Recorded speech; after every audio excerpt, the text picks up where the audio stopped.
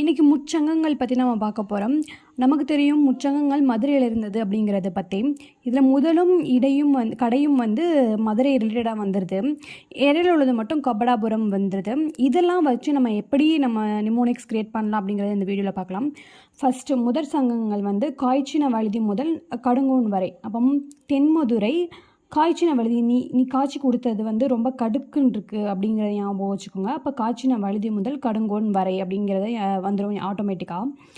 And second கபடாபுரம். கபடாபுரங்கிறத கபடம் அப்படிங்கிறத வச்சுக்கோங்க. கபடம் அப்படிங்கிறத நான் என்ன சொல்கிறது, திருட்டு அப்படின்னு சொல்லுவோம்ல.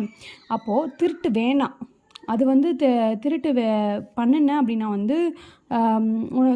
முடமாயிருவே அப்படிங்கிறத யோசிச்சுக்கோங்க. அப்போ திருட்டு வேண்டாம் முடமாயிருவே அப்படின்னு, இது திருட்டு வேண்டாம் முடமாயிருவே அப்படிங்கிறத யோசிச்சுக்கிட்டோம்னா, வேண்டிய செழியன் முதல் முடத்திருமாறன் வரையும் வந்துடும்.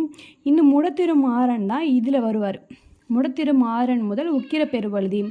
அப்போ முடமாயிட்டியா, இந்த பனிஷ்மெண்ட் கொடுத்ததை வச்சு நீ உக்கிரமாக நீ உழைச்சாதான் மூணாவது கடைசி சங்கம் வரும் அப்படிங்கிறத ஞாபகம் வச்சுக்கலாம். இன்றைய மதுரை முடத்திருமாறன் முதல் உக்கிர பெருவழுதி வரை.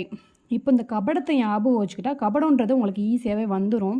கபடம் வேண்டாம் முடமாயிருவேன் அப்படிங்கிறது ஈஸியாக வந்துடும். இதில் முடத்திருமாறன்னா இதில் ஃபஸ்ட்டு வந்துடுது. முடத்திருமாறன் முதல் உக்கிரம்.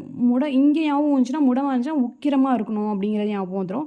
ரிமைனிங் இது மட்டும்தான். இது காய்ச்சின வழுதி முதல் கடுங்கோன் வரை. இதை ஆட்டோமேட்டிக்காக ஞாபகம் வந்துடும். ட்ரை பண்ணி பாருங்கள். தேங்க்யூ.